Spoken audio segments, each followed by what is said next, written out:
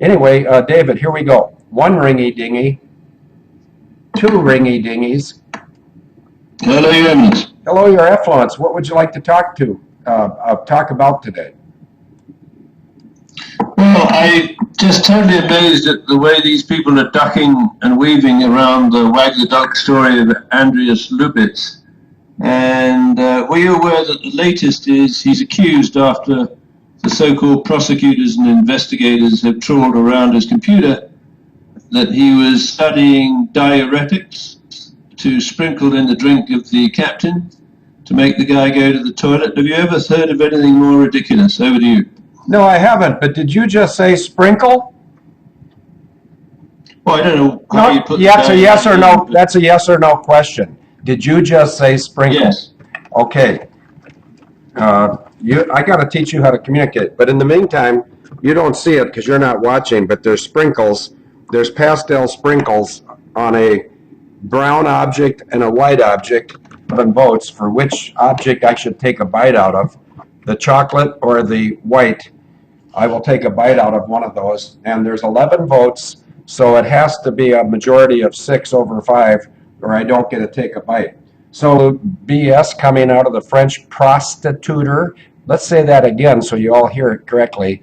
The French prostituter office. I have a gentleman in, well, he's actually in Florida. He's a German citizen, and the French government in Paris offered to pay him X number of dollars as long as he would be a good little mockingbird and repeat whatever they said. For instance, if they said suicidal pilot, diuretic, lock the captain out, he would say it. Unfortunately for the French guy, he has a huge problem, and David, you didn't pick up on it, I don't think. Maybe you'll surprise me, and you did. But have you seen that in today's radio show ad, I twice make reference to a walk-around bottle? Yes. Good for you. You take over then. That's your reward. Well, thank you. You're welcome. Now, this matter of laying down a false trail of evidence to pull a legitimate prosecution away in the interests of the defense, this makes me think of your sister in the prosecutor management information system, which they stole, I think, sometime around the period of the murder of Danny Casolaro, who, if I understand correctly, and I think you told me this, he didn't like a particular kind of beer, but under his body they found some beer cans, and his wrists had been slashed multiple times. Can you just remind me what you remember? 1991, he was staying in Martinsburg, West Virginia. He allegedly he was found in the bathtub by the housekeeping staff. His wrist had been sliced about 30 times with a jagged piece of metal from an old Milwaukee beer can. But if you go back and research it by Googling Field McConnell plus Danny Casolaro plus Martinsburg, Virginia, plus drinking Old Milwaukee beer, when I allegedly shared a beer or two and a couple of comments about some lovely ladies across the street from the hotel in Martinsburg. Now, you have to ask yourself at this point, if I'm claiming that I was in Martinsburg in August of 1991, is that true, or is it a false claim? I guess I'll leave that to the jury of my peers. And deeper with experts, if you will, like the French prostituter. Apparently he'll do anything for money. And right now the vote is 3 in favor of chocolate and, 4 in favor of chocolate. So I'll turn it over to you, David, and when I get the next 1, 2, 3, I need 3 more votes, and then I'll take a bite of one of these items in the box, the festive box, as it were. Over to you. Promise theft. Apparently your sister and her husband got it translated into French and gave it to the RCMP, that gave it to the Department of Defense, and gave La Francophonie, that is the French-speaking world, with access to the data required by the prosecution, let's say arbitrarily in the free world, to bring a successful prosecution. So they had the right to a fair trial, presumption of innocence, except under certain circumstances.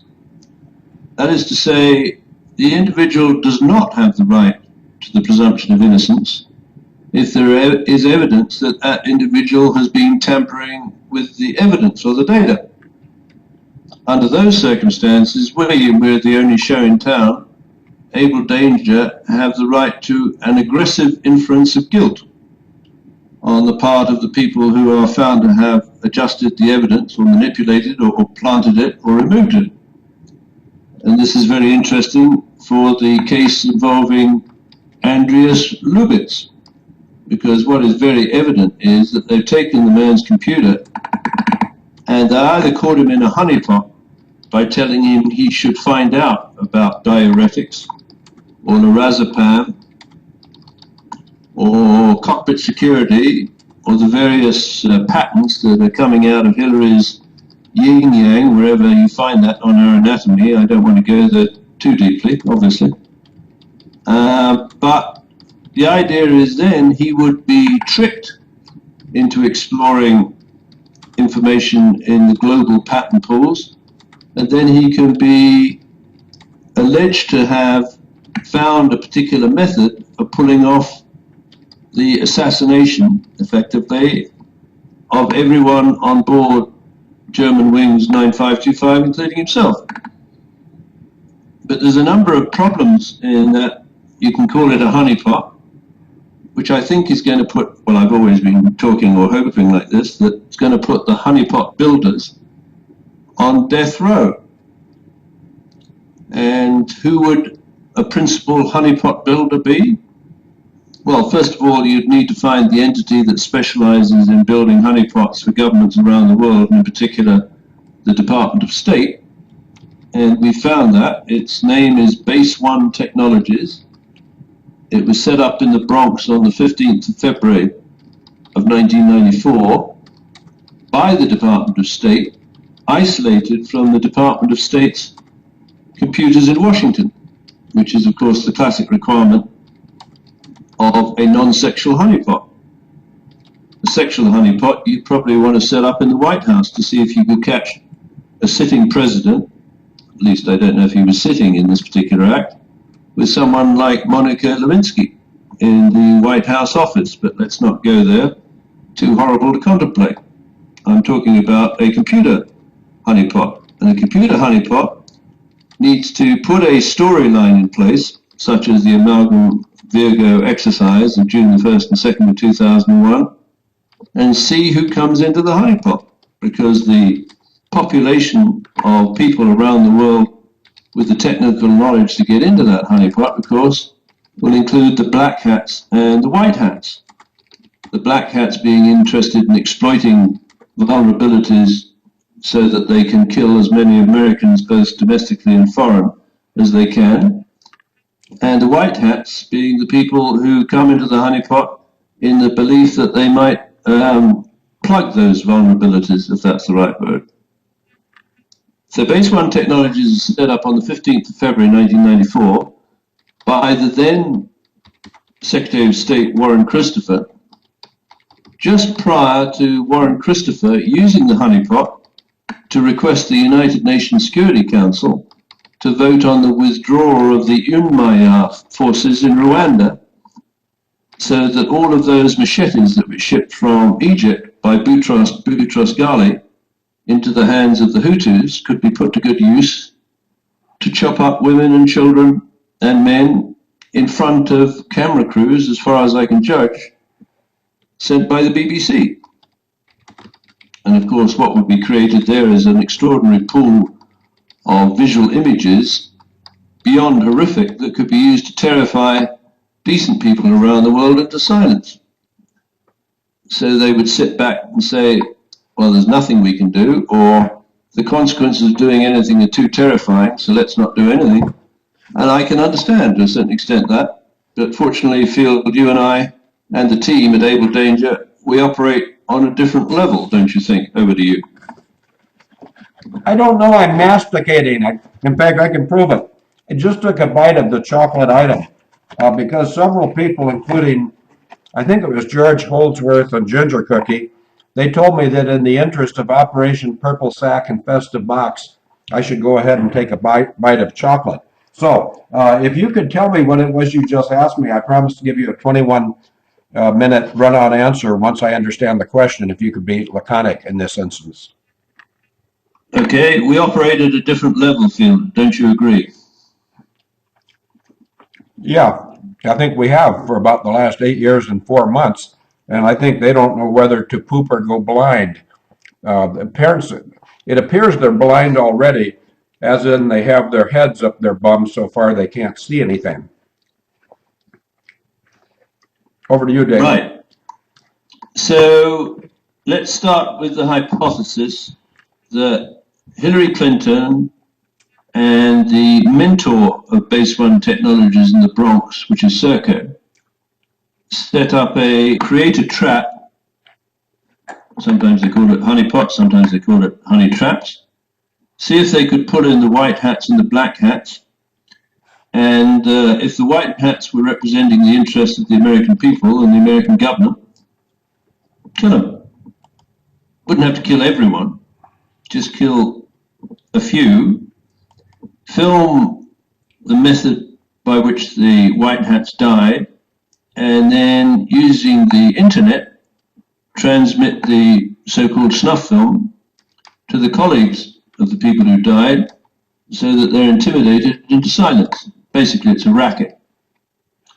And that's why Hillary gets a free pass, because a lot of people inside the Clinton administration and subsequently the Obama administration are aware that she can click her fingers, engage the honeypot with the best scriptwriters around, and probably the best scriptwriters around, if we go to Germany, would be the Bild Zeitung journalists, and not quite sure of the year that was set up, but it was set up by a guy called Axel Springer, who was a great fan of the owner of the Daily Mail in the United Kingdom. And the owner of the Daily Mail in the United Kingdom was a certain Lord Rothermere, who in 1936, and he was a millionaire or a multimillionaire, but more to the point, he controlled the biggest tabloid in Europe at the time. He went to Germany, and he met with Goebbels and his wife and Hitler and his wife. So there's a picture, a wonderful picture of Lord Rothermere with his big belly, sticking his nose patronizingly into the cesspit of the Weimar Republic and subsidizing Hitler and the Nazis in their journey to total power, which of course required a great deal of intimidation, of the kind where homosexuals, gypsies, communists, and Jews were locked up in concentration camps, of the kind that the Duke of Windsor, the late Duke of Windsor, and his American wife, Wallis Simpson, toured in the company, I believe, of a guy called Ribbentrop. So the British mainstream media of the time was encouraging British citizens with this extraordinary headline, "Hurrah for the black shirts." And this is around the period 1936. What else were the British doing? Well, apparently they were showing Hitler the merits of corralling teenage or younger boys and teenage or younger girls in Germany to set up an organization known as the Hitler Jugend, where they'd go away in camps and be encouraged to have sexual relations with each other, same sex, and then go home and spy on their parents, and then toss their parents under a bus in front of the Gestapo. And of course, this was extremely effective in terms of intimidation, because Germany collectively let its guard down in the face of probably the most scary propaganda machine the world has ever seen, which is the Daily Mail and the BBC. Fast forward to the present. If you look at any article by Bild Zeitung in German, or its Oppo in English, which is the Daily Mail, you'll see words used to describe Andreas Lubitz, such as amok, pilot, der amok pilot. Apparently, amok is derived from a Javanese or Malaysian word, which means someone who broods quietly but quite congenially in whatever society they're supposed to live in, maybe a village or a town, and suddenly goes or runs amok and picks up a knife or a gun and starts killing as many people as they can in the immediate vicinity. So you can see this is the character profile, call it a character assassination if you will, that they've set up for poor Andreas Lubitz. So he's supposed to have studied on his computer cockpit security. He's supposed to have studied antidepressants, such as lorazepam. And now he's supposed to have studied diuretics. The idea being that he's being, or having a motive imputed into his head of what is called mens rea, that is to say this was a mass murder, premeditated. But my guess is it wouldn't stand up in a court of law, because if you put the kind of evidence these guys are promoting in front of a jury, the jury would probably have the witnesses, including the journalists at Bild Zeitung and Daily Mail, up for perjury or bearing. Isn't there a commandment about bearing false witness? Over to you, Phil. Yeah, it's the 9th commandment, and it's one of the two. Well, my sister, and I'm not judging my sister, I'm not judging anyone, and I'm not even judging myself. All I know is God's been very gracious to me for a long, long time, and I frankly don't understand his grace and kindness, but I'll certainly accept it. But my sister is obviously very much confused with the 5th commandment, which is honor thy mother and father. And there's a catch to that. It says, because if you do, your life will be long. Maybe somebody will put up the 5th commandment. The 9th commandment is do not bear false witness against your neighbor. Now, I want to point out for those of you who have not concluded thusly, it does not say do not bear false witness against your neighbor unless he's a male named Zarnoff in Boston, or any young Muslim man who might go through the field of view of a security camera in the Boston airport or any other airport involved in 9/11. My sister, Christine Marcy, has been bearing false witness against innocent parties, the patsied Muslims, and now I don't know if she's involved in the Andreas Lubitz thing, but there are parties out there, they're called central bankers, who really want to get into a war so that their misdeeds can go unpunished in the interest of prosecuting the war. I don't think their misdeeds are going to go unpunished, and I don't think anybody, including the Germans, are so easily excitable that they might start World War III just because they have good reason to believe that that Airbus was targeted by 3 Mirage jets. There's also information now about a Sukhoi jet up above 50,000 feet. And of course, we already knew about the Italian fighter jet that was across the border. So whatever happened on a frequency of 130.55 that caused the Airbus that Andreas Lubitz was unconscious in to be blown apart with great destructive force at 6,800, today's radio show, if nothing else. I find it interesting that this Airbus appears to have had an uncontained explosion at 6,800 feet, and it's been previously reported that Malaysia 6,817 feet. But of course, we don't know if that's real or it's Memorex. David, over to you. Yeah, thanks, Phil. And glad you mentioned about the suppositions of this guy, because I've heard the voice cockpit recording, and it's 8 minutes and it's been truncated. So what ran up to the start of that episode, or 8 minutes, which starts with the sound of what sounds like a aeroplane in the background and the steady breathing of Andreas Lubitz, apparently what preceded that has been deleted, or at least it's not what I've heard. But the plane apparently was in trouble 18 minutes before impact, not 8 minutes. And the voice cockpit recorder, which I think, correct me if I'm wrong, goes back 30 minutes or 2 hours, records banter between the pilot and the co-pilot. So unless this guy is a superb actor, he evidently hadn't handed out his diuretics, because the pilot wasn't busting for a pee at that particular time. And the banter would indicate that the relationship between the co-pilot and the pilot was pretty good.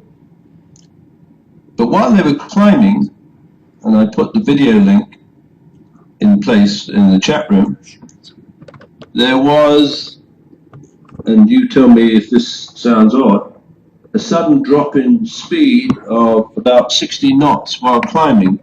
And the pilot, or supposed expert who was commenting on that, he said, that's very unusual when you're in a climb. And shortly after that, there was an emergency call from the plane. Do you have any comments on that, Field? Over to you. Yeah, they line up these expert pilots like a bunch of dogs and ponies. And of course, there's some real available non-experts out there. One's named John Cox from Alpha. One is named Beckwith is her last name. I forget her first name. Might be,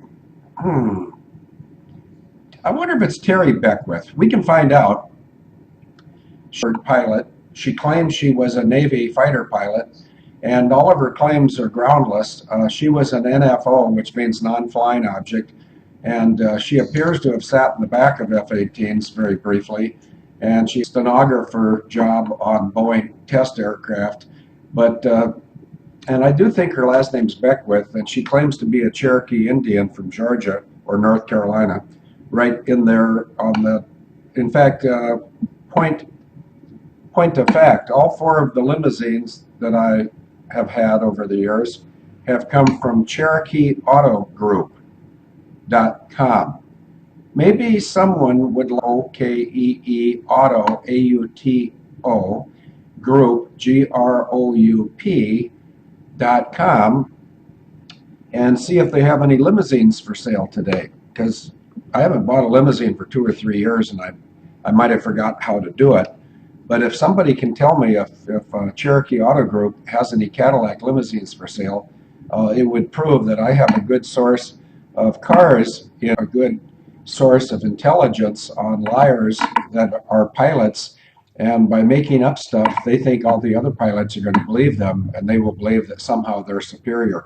I have one entity that's superior to me, and that entity is clothed in purple and gold, and it's not a whiskey bottle. David, over to you. Yeah, thanks, Phil. So, yeah, I just see Axel said that the video was spliced together from different sources, and that brings me to something that I've seen as an image, and I can't find it again, which is the superimposition of 2 graphs for Air France 447. One is the parameters relating to flight, speed, elevation, trim, and all that kind of stuff that I don't understand, and I'm sure you do, Phil. And then down at the bottom on the same time axis, there's the voice or sound amplitude indicator, which of course, if the pilots inside the cockpit are being recorded by the voice cockpit recorder, as they start to panic, there's going to be a lot more noise than, for example, Andreas Lubitz when he's breathing steadily throughout, as far as I can tell, the 8 minutes prior to running into the mountainside. And when and if you go to Germany, Field, that may involve Axel or not, is to produce the same kind of graphical presentation for the full period recorded by the voice cockpit recorder, not just a manipulation of that record. In fact, I wouldn't be surprised, Phil, if both the black box recorder with the flight data and the voice cockpit recorder can be wiped remotely and then overwritten with, let's say, data from a simulator. After all, if one Googles wipe, server, and patent, you find that there is a patent, I can't remember who took it out, that would be exceedingly useful for Hillary Clinton's Base One Technologies honeypot in the Bronx, where Base One Technologies is, of course, as you would expect, a woman-owned 8A company, very dear to your sister and her fellow lesbian. And this Base One Technologies 8A woman-owned company gets the most extraordinary set-aside contracts under the Small Business Administration, where it can build honeypots for the United States Department of Defense and presumably the Department of Justice and presumably the Department of State, anywhere in the world, to protect the interests of America. But I can tell you this, Phil, any 8A company that's endorsed by your sister is not working in the interests of the United States of America. Exactly the opposite. Because otherwise you wouldn't populate that 8A community with lesbians, gays, bisexual, transgender, African American, Arab American, Asian American, and provide them with finance from preferred lenders such as HSBC to the tune of $60 billion prior to the attack on 911. Because essentially what your sister, who at the time was the Chief Operating Officer of the Small Business Administration, and her lesbian crony, Leonora Guardia, or whatever you pronounce it, who was the head of the Equal Employment Opportunity Commission, which is another one of these, I think the British call them, what do they call them, non-government organization, or Quango, a quasi-non-government organization, which is some kind of virtual floating matrix of organized crime and hatred. So equipping the 8A community with honeypots is basically like sovereign state suicide, because these people have now been infiltrated into sovereign states all around the world. And just Google 8A in Wikipedia and you'll see where they come from.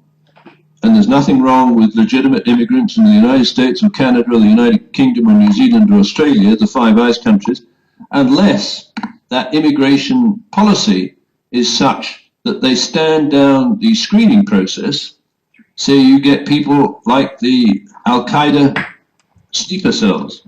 Just to remind people, the word Al-Qaeda in Arabic means base, as in Base One Technologies of the Bronx. That's where the database is. That's the source of the cesspit, the sore, the cancer that's eating its way through the United States government. Anyway, going back to the idea of the honeypot, what apparently they've done with Andreas Lubitz is they tracked him. He came into the United States, I think for the first time, for a 6-month flight training course in Arizona. And he would have needed a visa, and he would have got the visa through Serco's National Visa Center, which was set up by your sister. Amazingly enough, the control of who got immigrated in and who got booted out was in the hands of your sister in the 90s, and about 500 employees from Serco. This gave them a perfect opportunity to build a database which allowed the Al-Qaeda cells or the Bin Laden cells to come into the United States under cover of these flight training courses so they could be set up for patsies on 911. None of them, as far as I'm aware, had the skill sets to fly the planes as they were flown on 911. And can you just give me the name of the tail elevator control or whatever it's called on an Airbus field? What is it called? You mean the one that goes left and right and is horizontal? Yes. Yes. Well, on that particular airplane, it's called a THS, and that means trimmable horizontal stabilizer. And it's interesting that you should ask that question, because when they lose the first couple of laws, LAWS, at the end, the only thing the pilot has left that he can control is the rudder pedals, which control the vertical stabilizer in the rudder. And let me be more specific and more accurate. It doesn't control the vertical stabilizer and the rudder. It controls the rudder, which is attached to the vertical stabilizer. That's the up and down part of the tail fins. The horizontal part is the THS, which normally is controlled by the autopilot or by the pilots asking for certain pitch changes or pitch transients. But right between the pilots, in fact, if I was sitting right here and Andreas Lubitz was right there, somewhere between our respective hips and our knees, about halfway down that big, is that a femur? I think that's the femur. About halfway down our respective femur, my right femur and his left femur, there are white and black, great big wheels about this big that are trim wheels, and you can manually set the trimmable horizontal stabilizer on the Airbus. And so if there's any ladies who are easily offended, please plug your ears on the count of three. 1, 2, 3. When the shit hits the fan, all they have left is their rudder pedals and the horizontal trim wheel, and yet that's enough to safely land an Airbus with nothing else working. And every captain and probably every co-pilot who's ever been qualified to fly an Airbus would have had to demonstrate that ability on their check ride. And it's a lot of work.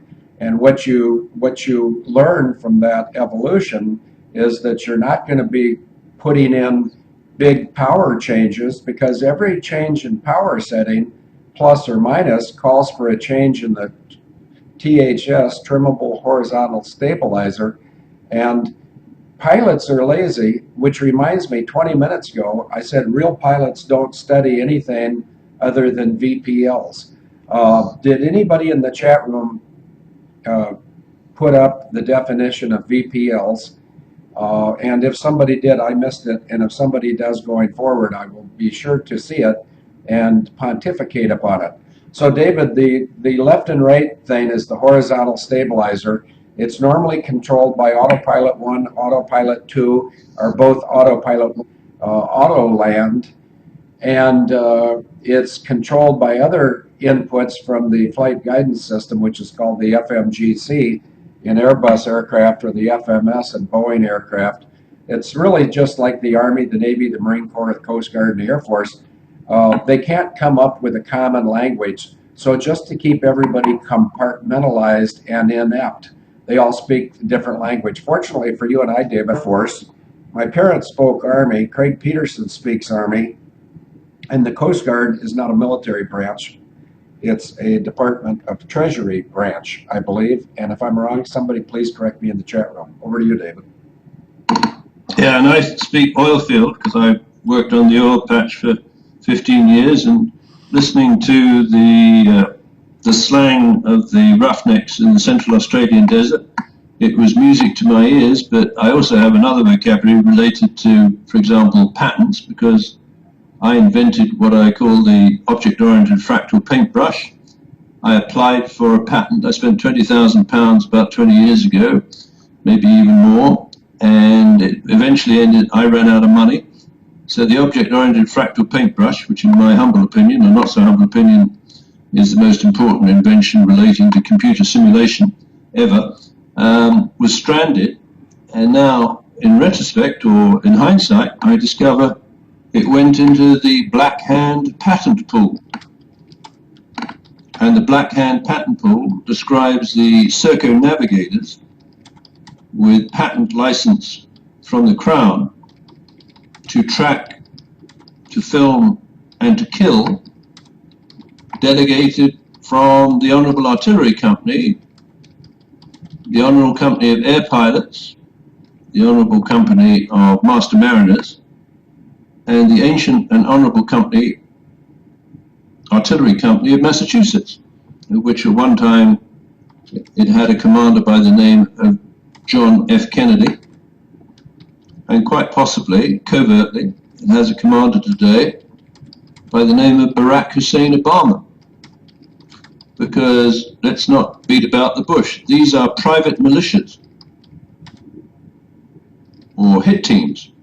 So, for example, the Honourable Artillery Company, whose commanding officer from 1947 to his death was the pedophile late Prime Minister of the United Kingdom of Great Britain and Northern Ireland by the name of Edward Heath.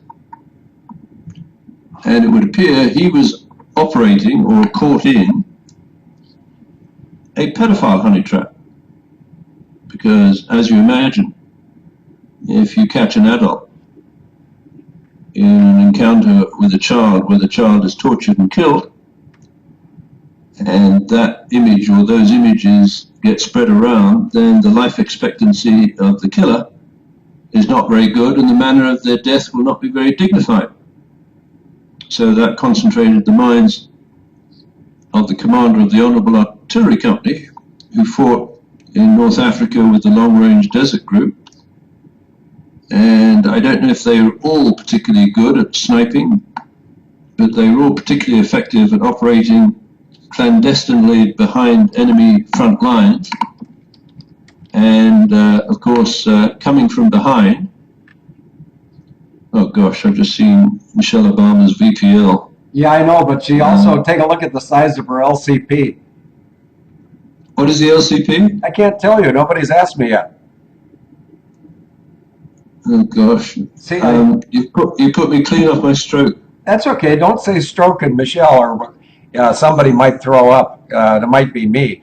But somebody that did a very good job of figuring out exactly what a VPL was. Of course, one guy had a huge advantage because his nickname is VP, Vanishing Point, and he came up with one definition, and Agent 66, who, when she's on hot operations, is known as the Malaysian Persuasion, she came up with VPL too. But in the very first chapter of the very first book, David, when you and I met at the Foggy Dew pub in Richmond, British Columbia, a Greek flight attendant walked over to the jukebox and played 3 songs. Do you remember what the 3 songs were? The one about the neighbors? No, that was your... The last scream? Go ahead. Yeah, that was you. You suggested the last scream of the neighbors.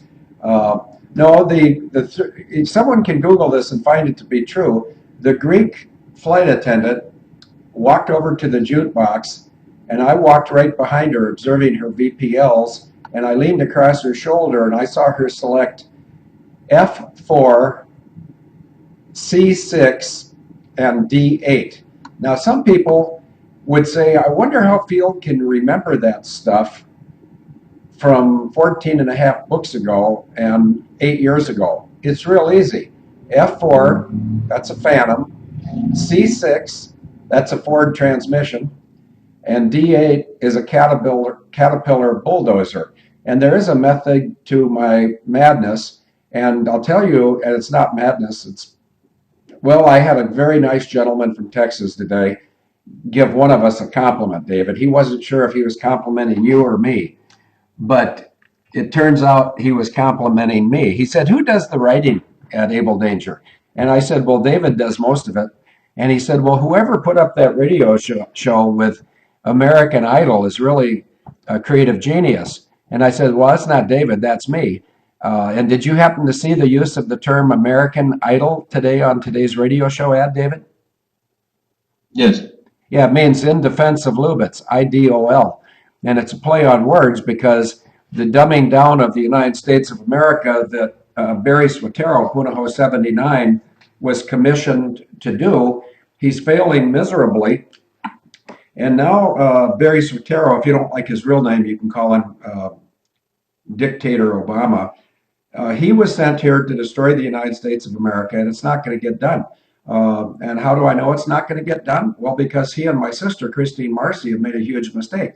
They've unleashed the weaponized IRS on me, And I've got probably 10 different IRS offices demanding huge sums of money. And I haven't paid them a cent yet. I haven't even honored them with a comment yet, because what I'm doing is I'm letting their own clock run down to 30 days. And when it's too late for them to weasel out of it, I will give my response in writing, but I'll give it to the internet the day before I deliver it to the acting director of the IRS, if there is one by then.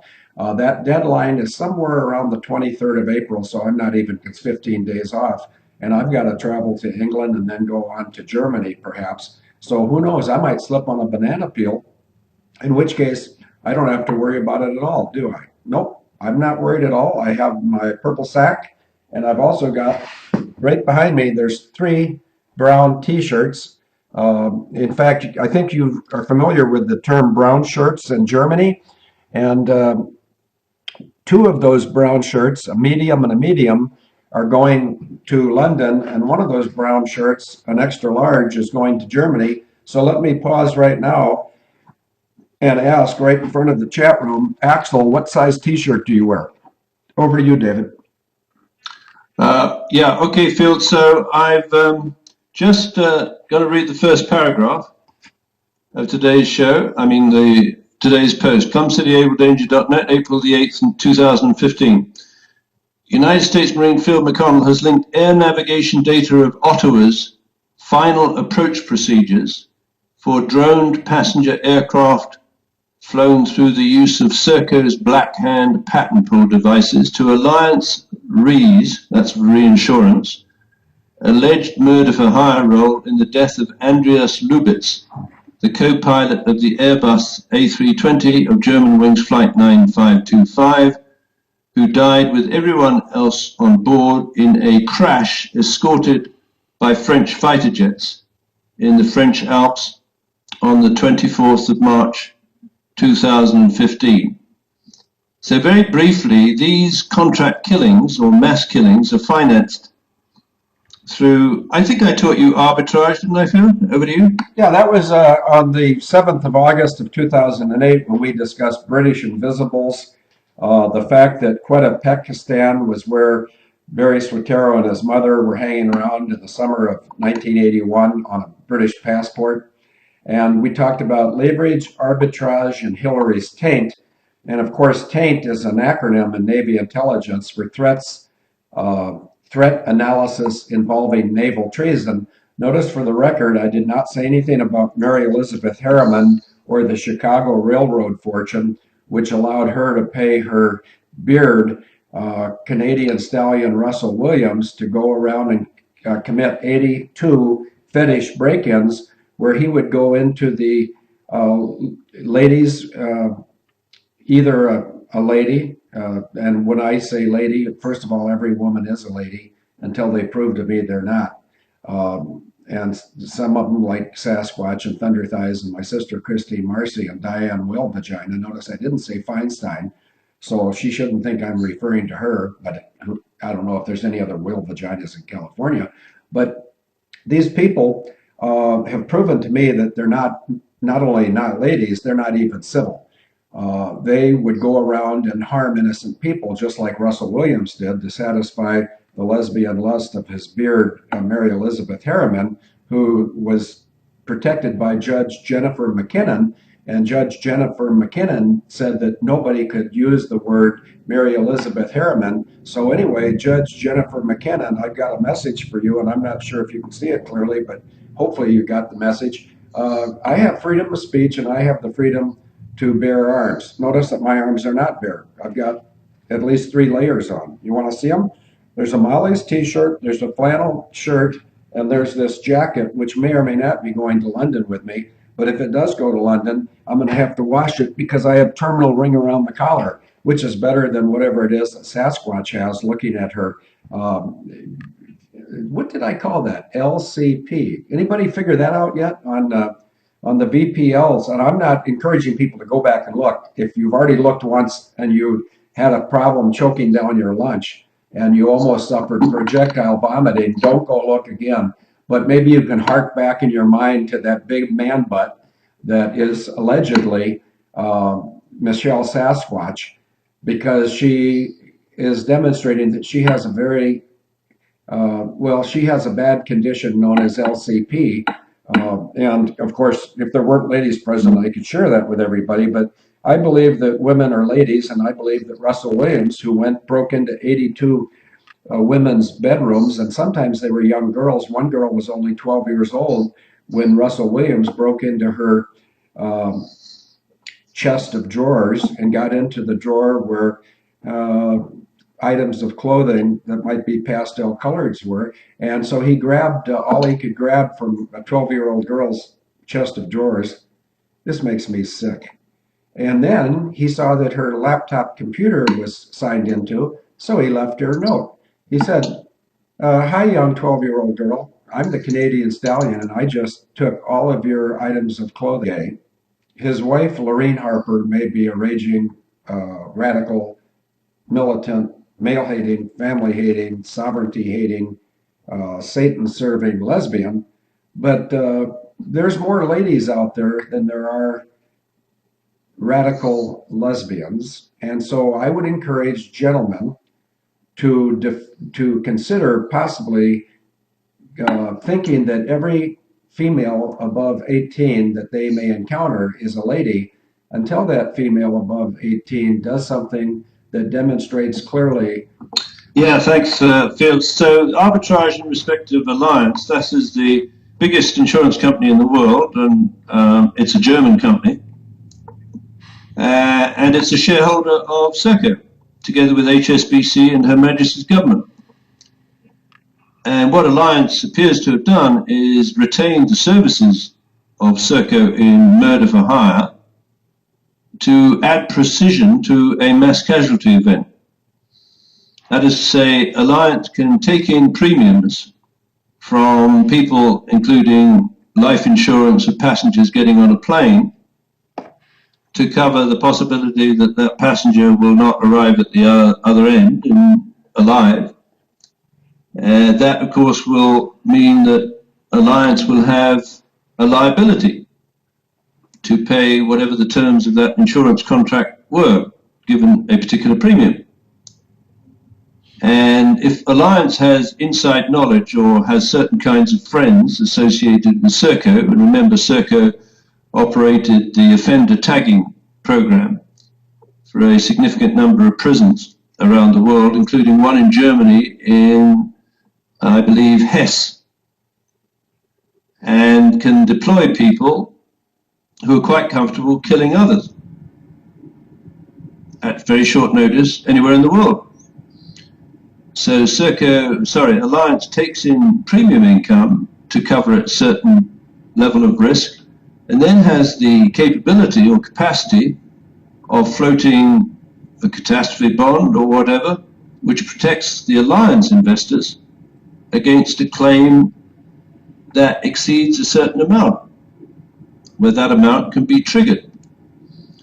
So let's say Alliance has taken on a certain liability to pay out $300 million in the event of a total loss of the hull and the people on board German wings 9525, but it has inside knowledge by virtue of its position in Serco that Serco and its navigators could arrange for a very precise accident within a certain second or a certain minute at a particular place with a certain body count.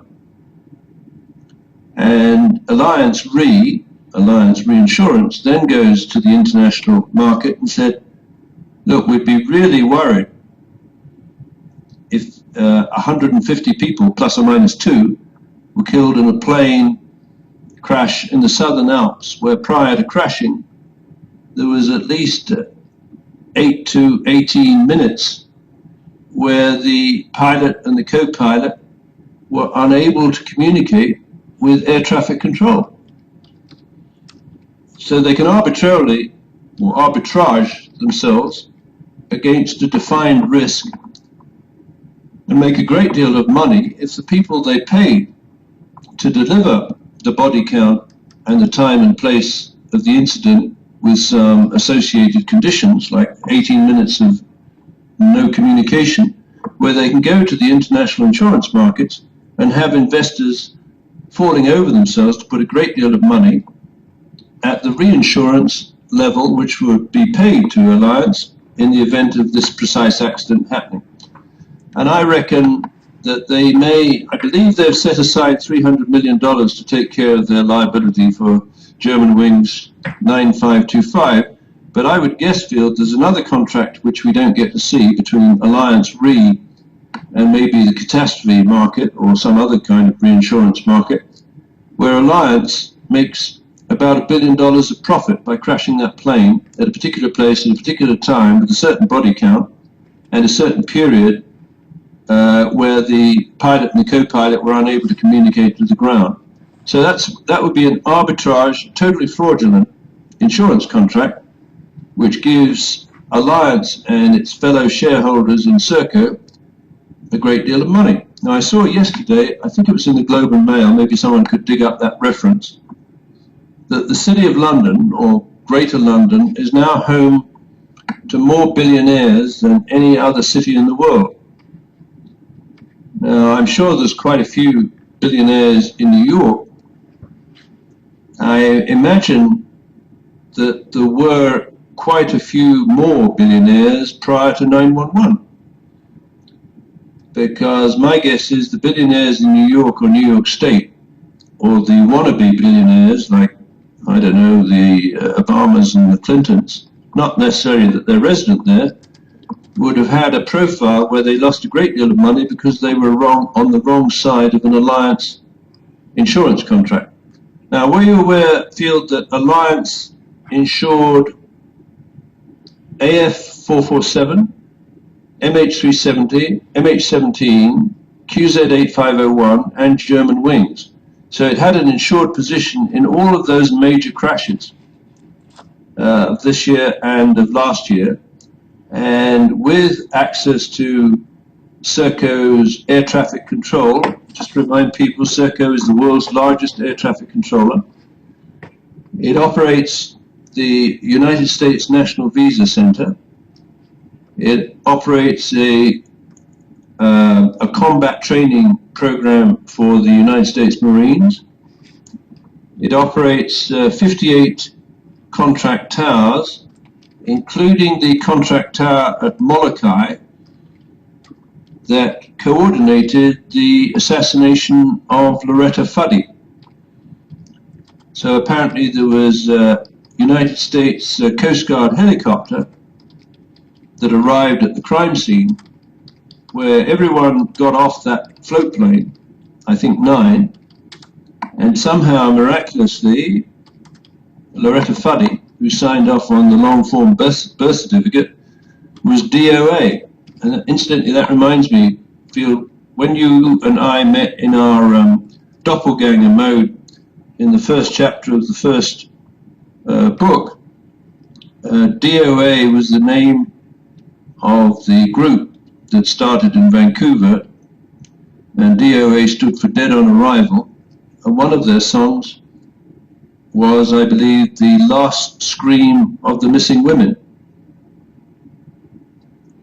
which is quite a title, given that Vancouver was the base where prostitutes were taken from the downtown east side and slaughtered out of the pig farm, with the communication systems that controlled or located the Vancouver Police and the RCMP during the slaughter provided by MacDonald, Detweiler and Associates of Richmond, British Columbia, which built the instrument approach procedure and final approach procedures for the attacks of 9/11.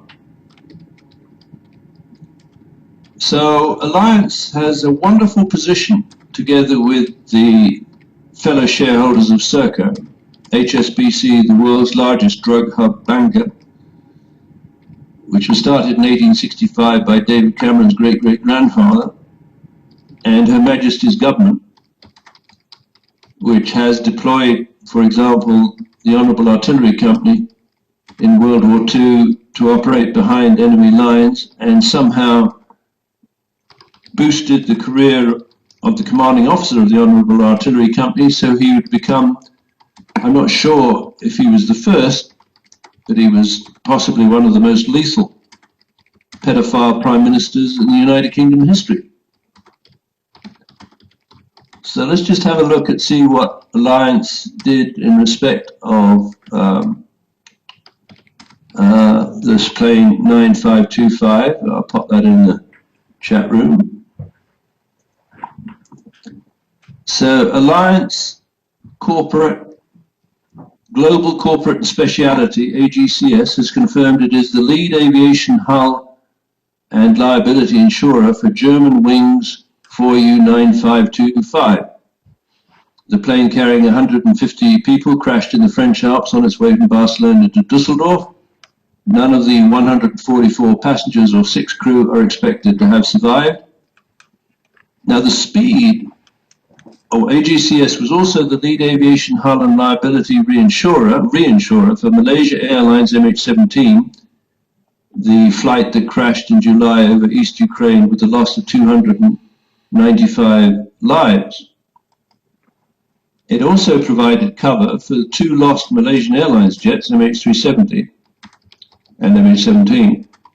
So you've got this amazing, the German insurer or reinsurer for all of these planes that have crashed over the last 2 years is in a position to make a killing, literally and figuratively, if it can impute precision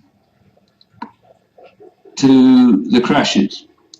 Now, what do I mean by precision? Well, I mean that you can arrange for the crash to take place at a sufficiently remote area at a time that enables you to deploy illegitimate first responders before the legitimate first responders can lock down the crime scene.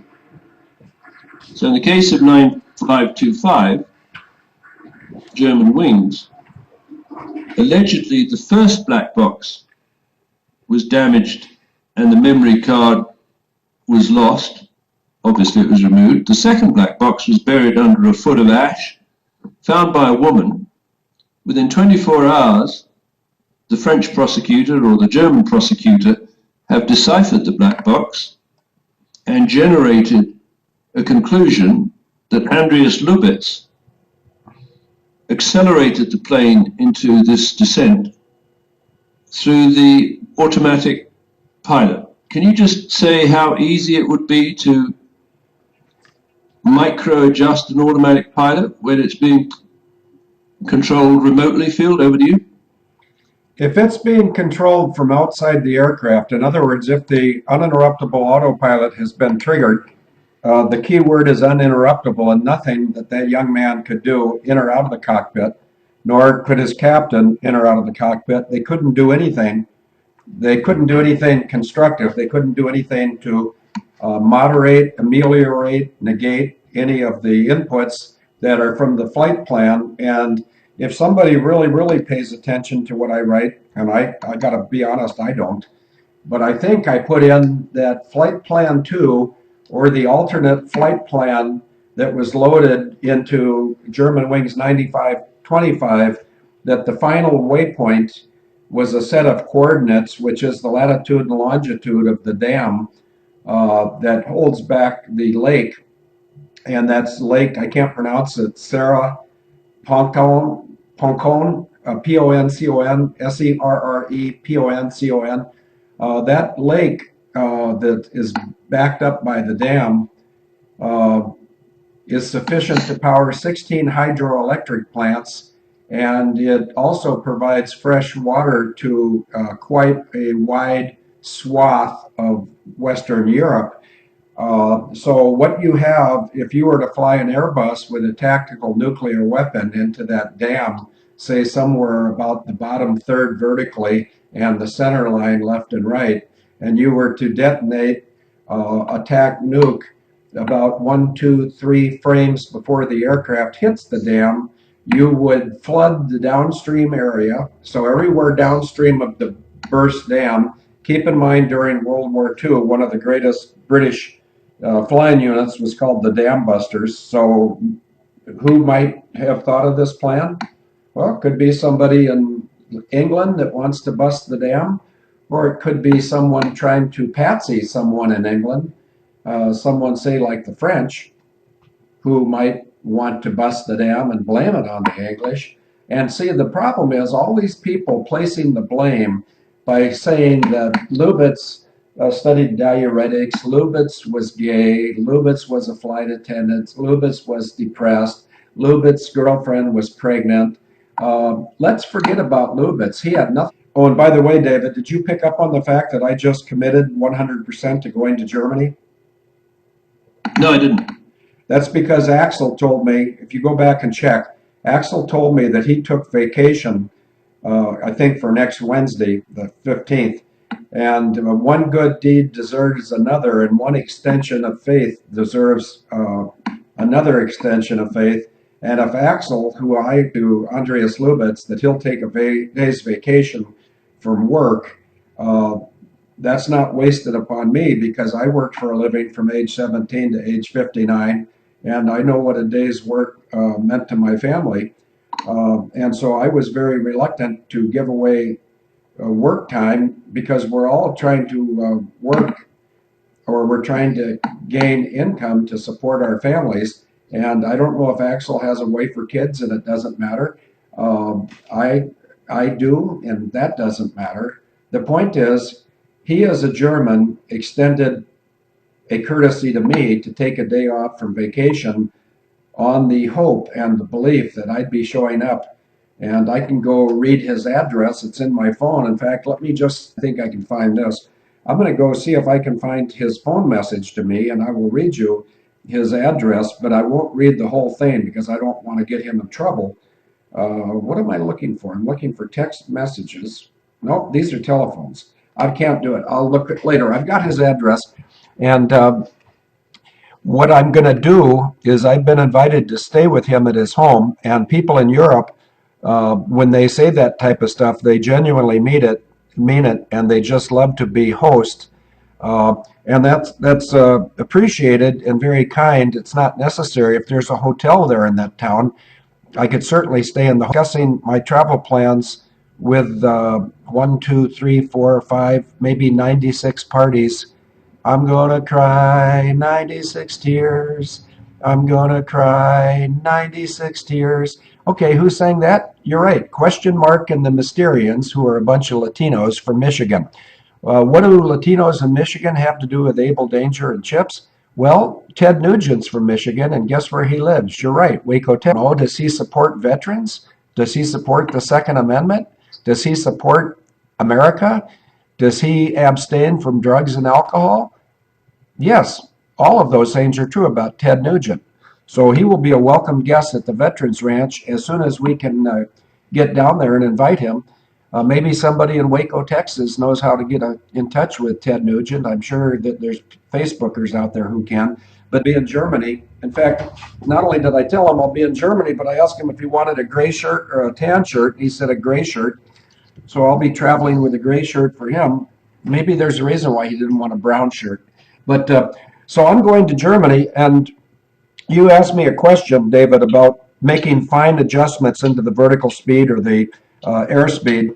That can't be done from the cockpit once the Boeing or the Thales or the Airbus uninterruptible autopilot's been triggered. And the two things that the French prostituter, I'll say that again, the French prostituter hasn't talked about was the number of cycles on that 22-year-old, 24-year-old Airbus 320. Anybody out there want to Google how many cycles a 320 can endure? Pick that aircraft because it was very close to being timed out for cycles. What a cycle is, it's takeoff and climb, descent and land, and as you climb, the aircraft actually expands due to lower outside pressure compared to inside the aircraft, and as you descend, it compresses. What that does is it causes the cabin of the aircraft to cycle, and it's like a wrinkled tin can. And somewhere there's a picture of me with a B-52 at Lowry Air Force Base in Denver, Colorado. And if somebody knows 9/11, you'll see a bunch of portions that may be 6, 10 minutes of that movie chopped up into bits on YouTube. And one of those, it shows me pointing up at a B-52, and you can see all the stress I'm talking about. These Airbuses, they get stress wrinkles too. And when they've got X number of cycles, they have to destroy the aircraft, just like they did with Asiana 214, and they tried to make it look like that was an accident. No, it wasn't. That was a production of NTSB. David Tochin is the director of NTSB. I've objected to him personally. I've also objected to the fact that he sent his own wife out there. I think that's called out to investigate the non-crash of Asiana 214. And just because I think we all need a little humor now and then, and we're also at 2:15, so we got about 15 more minutes of honoring Andreas Lubitz and the German people. And if the shit hits the fan and the fan's made in France, so be it. Somebody manipulated that Airbus and made it look like it was threatening the dam at Sierra, Hong Kong. We're driving the Airbus with a TAC nuke or not, doesn't matter to me, I could care less. If they were threatening that dam, I think the French had every right to blow that airliner right out of the sky. In fact, I think that's what happened. And if I'm wrong, I'm simply wrong. Now, if anybody can find that picture of me standing next to a B-52 pointing at wrinkles, that would be great. If not, I can find it after the show. I won't stress my bandwidth now. But just for a little levity, would somebody put in Asiana at YouTube, put in Asiana 214 plus fake pilot names, because I am the guy, me personally, Field McConnell, at Wisconsin Department of Justice 65229. I sent those names to KVTU TV out in the San Francisco Bay Area, and they immediately, wanting to scoop all the other news outlets, they immediately published that on the live news. And I think they got a little egg on their face, and unfortunately somebody got fired, but it wasn't me because I don't work. David, over to you. Yeah, thanks, Phil. So just to focus on this final approach procedure, this is an excerpt from McDonnell Detweiler's press release. MDA wins key U.S. aviation contract. Press release source. McDonnell Detweiler and Associates, posted Thursday, May the 3rd, 2001. So about 28 days before the beginning of the Amalgam Virgo exercise. McDonnell Detweiler and Associates announced today the company has been awarded a contract by the United States Air Force to develop a system to be used by specialists at Air Force bases to design instrument approach procedures. Now think about that. Specialists at United States Air Force Base have turned to this Canadian company that figured very large in Chapter 1 of Book 1 of our series to help technicians in the United States Air Force Base help the planes coming in to orient themselves correctly for a landing or, as it turns out, an attack. The contract includes an option for the United States Federal Aviation Administration, FAA. So at that year, that period in 2001, the Federal Aviation Administration administrator was one Jane Garvey, the first non-pilot to head up the Federal Aviation Administration, who had previously been the general manager of Logan Airport, where Mohammed Atta is alleged to have taken off. So the Canadians in Ottawa were really setting up the Americans for the attack of 9/11 by getting people out of position who could have stopped it and getting people into position who could facilitate it. That is to say, the classic black hat, white hat, sieve or filter. The US Air Force also has options to field, pun intended, the successful system at up to 108 air bases around the world, and to award T&M, that's training and maintenance, perhaps support contracts, for up to 8 years. MDA plans to team up with Air Navigation Data of Ottawa to offer a custom solution based on AN's final approach product. So virtually, Canada, out of Ottawa, can impute the waypoints required to take a plane off the regular en route airways, such as the Airbus 320 of Flight 9525 that was flying from Barcelona to Dusseldorf, and take it through instrument approach procedures without the knowledge and consent of the pilot, provided, of course, you jam the communication system so the pilot is unable to communicate to air traffic control what the problem is. That way you can create a scenario where, in the absence of evidence, you can perhaps prove, or try to prove, that the hijacking, the remote control hijacking system, was not in control of the plane that crashed and the cause of the mass casualty event. So now let me give you the name, the specific number and title of the system that was used, I believe, to crash 9525. And it's a French patent. And let's go through this paragraph. McConnell notes that Serco, the world's largest air traffic controller, processed a 2 millionth patent application for the United States Patent and Trademark Office in March 2013, giving its Black Hand navigators access to patented devices, including FR, that's France, 2829865, control transfer for hijacked aircraft, involves passing full control to escorting aircraft, needed to cause or to prevent the Airbus crashes of AF Flight 447, QZ Flight 8501, and German Wings 9525. Now, it doesn't have to be a fighter jet. The most likely candidate in many cases, I think, field is a bombardier jet, particularly those that are flown through or for or with NetJet's time-sharing system. So it's no surprise that it was a NetJet's plane accompanying United Flight 93 on its fatal journey to a field outside Shanksville, Pennsylvania. It's no surprise that NetJets was owned by Warren Buffett, the man who hanged his hat at Offutt Air Force Base.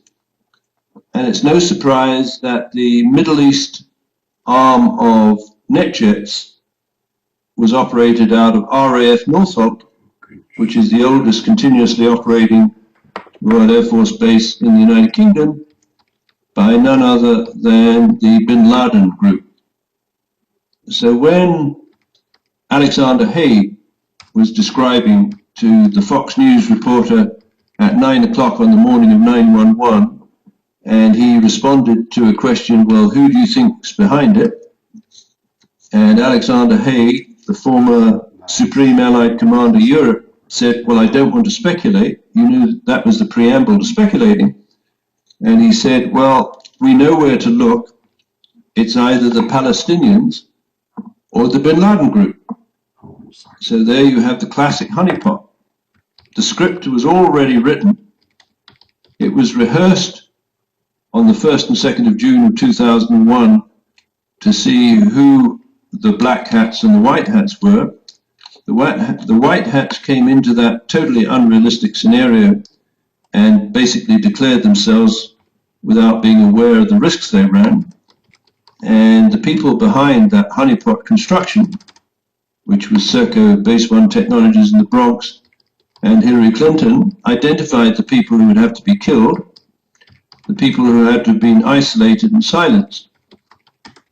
And of course, one of the most powerful communities which could potentially have stopped the 9/11 attack is the airport general managers.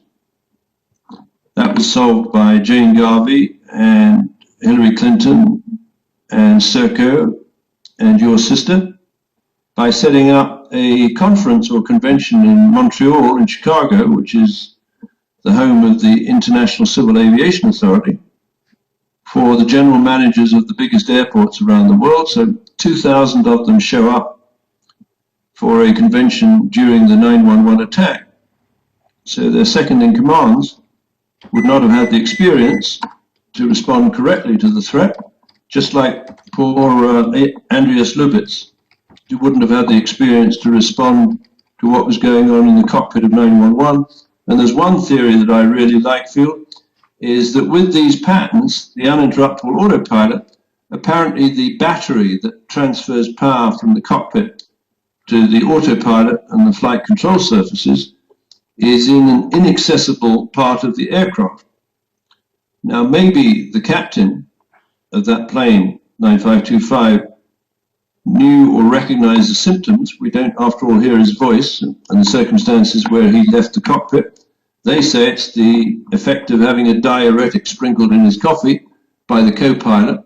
That's bullshit.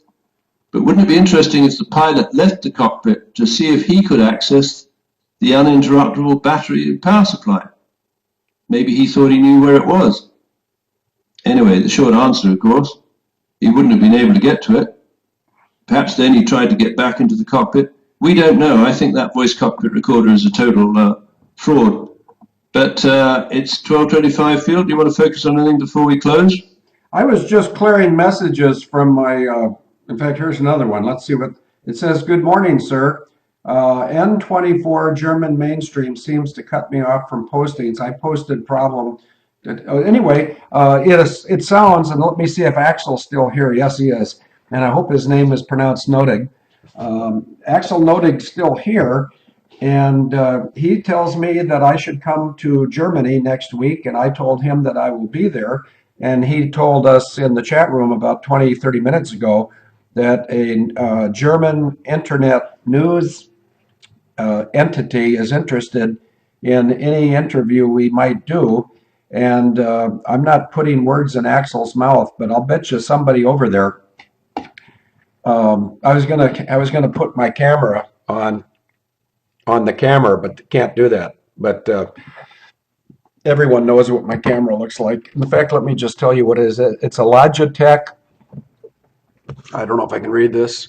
Logitech Carl Zeiss Tesser HD 1080p. And if somebody, I really don't want to take my camera to Germany, and here's why. Because I only have so much room in my suitcase. And I've got to have inflatable dates and German beers and T-shirts for people that I may be encountering.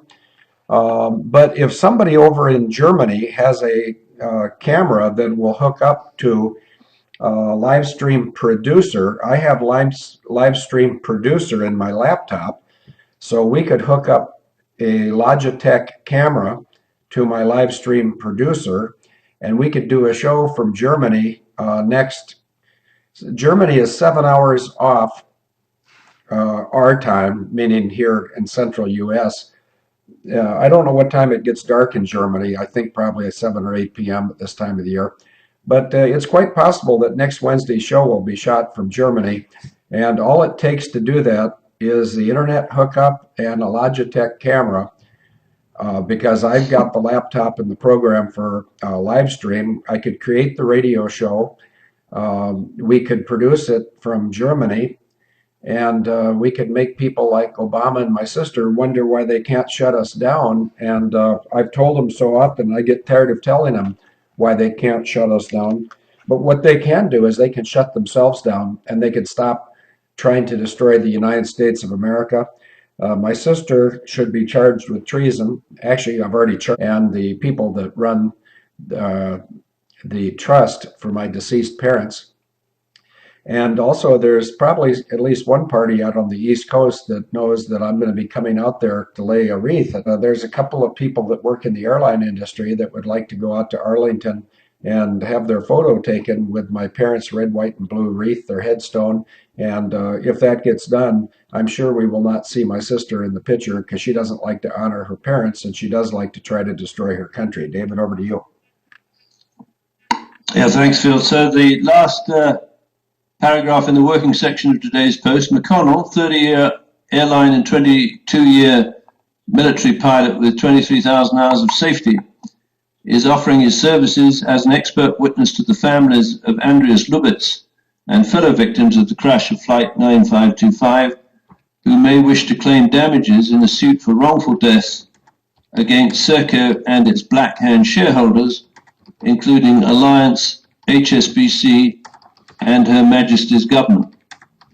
So I will endeavour to provide you with all the ammunition I can, Phil, for your trip to Germany. I think it's an extraordinary opportunity, and hopefully we can, and I don't know what the law in Germany is, introduce, it's really the concept of almost of the grand jury, where King Edward the Unready, I think he was a 10th or 11th century king in England. You said King Henry. King Edward the Unready. No, Ethelred. Oh, Ethelred. You Okay, don't ever try to slip one by me. I just don't sit here and eat donuts. I listen to you critically, and I wave the bullshit flag when you screw up. So I just wave the bullshit flag at you. Excellent. That's why you get the big bucks, Phil. And the trips to Germany. And yes, exactly. Get the trips to Germany, and presumably the wording of that development in law at the time was in Old English or whatever it was, but effectively translated into the present. And probably the United States of America still has access to remedies under the grand jury, but Ethelred the Unready essentially termed or coined the phrase, accuse no innocent and shelter no guilty. And in respect of Andreas Lubitz, I'm absolutely convinced, and I know you are, Phil, and hopefully millions of Germans should be convinced, this is an innocent man, and the guilty is sheltering, it's cowering in the shadows. And let me paraphrase someone else, I think it was Machiavelli, he said, a man must always destroy his enemies, because a man can revenge small injuries but not fatal ones. And I think we're long past the period when these people can seek absolution or remission from their sins. I think they have to be destroyed. Over to you, Phil. Yeah, and I think they're going to destroy themselves. Obama's got to wonder who's going to cover for him. The answer is nobody. I think somewhere in today's chat there was notice about the Special Operations Group now has organized resistance against Jade Helm. You might compare that to there's a private intelligence agency that talked about an intelligence effort called Jade East to overwhelm Jade Helm. The United States military in large numbers has figured out who the enemy is, and the enemy sometimes would be senior officers in their own chain of command, and that can be dealt with the assignment of 30 numbers. And I want to point out that in the list of 17 enemies of the state, the first two to take a hike, Barbara Boxer and Harry Reid, have cowered to our promise, and anybody who rises against us is going to be in deep kimchi, and that's written in Isaiah 54:17. It's also written in Psalm 91:11-14. And I saw that the big red button was put up and the 3-2-1 push it protocol. So as soon as a woman in Texas posts Isaiah 54:17, and as soon as a woman in Florida posts Psalm 91:11-14, I got to make sure that these people are still here. Okay, the woman in Florida is gone, so let's go to a woman in Canada. If you could put up Psalm 91:11-14, and I'm just going to check and see if the woman in Texas is here. Yes, she is. And if she would put up Isaiah 54:17, I will tell you, in using words that are not my own, that these people have brought destruction upon themselves. And if they think that I have any power to destroy them, they're wrong. But they will destroy themselves. And I think that, maybe that'll happen sometime before the deadline. And of course, what's the deadline? I don't remember if I set one yet. Maybe I'll have to do that. David, over to you for your final thoughts. Yeah, I just Googled that reference I saw the other day about the number of millionaires in London. And London has a bigger collection of millionaires than any other city in the world. One in every 35 people in London, equivalent to 300 95,600 people now own assets worth more than $1 million, according to a wealth consultancy.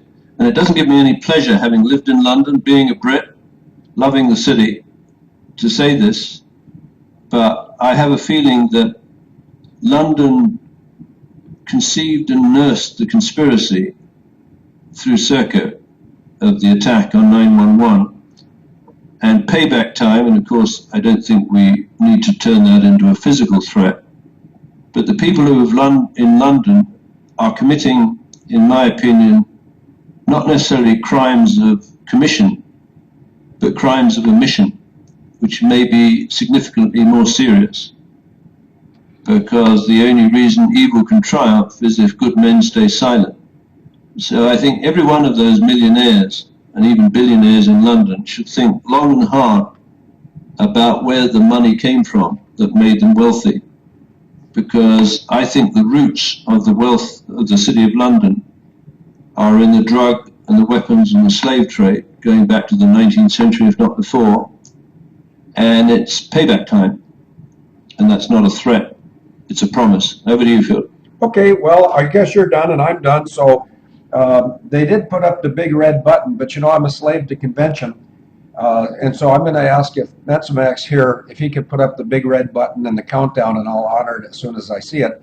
And if Metsumax is asleep at the switch and he doesn't put it up, if somebody does put up a big red or a big green button, no blue buttons, please, and no purple lights. Purple rain in my brain lately, baby, you don't seem the same. That's actually not purple rain, that's purple haze up in my brain. But Purple Rain was by a guy that used to be known as someone who's, Prince, and now he's known as something else unless he decided to go back to being a prince again. Uh, but I have a Purple Rain limousine. It's purple, it's long, it's a 1995 Cadillac, and I just checked the mileage last night. I think it's 51,000 XXX, and the engines and transmission generally go 300,000. So I will be LSD before these limousines wear out. Now, keep in mind what LSD, there's the big red button, so I got to watch for the protocol. LSD means long since dead. And I don't think anybody ever guessed about Michelle's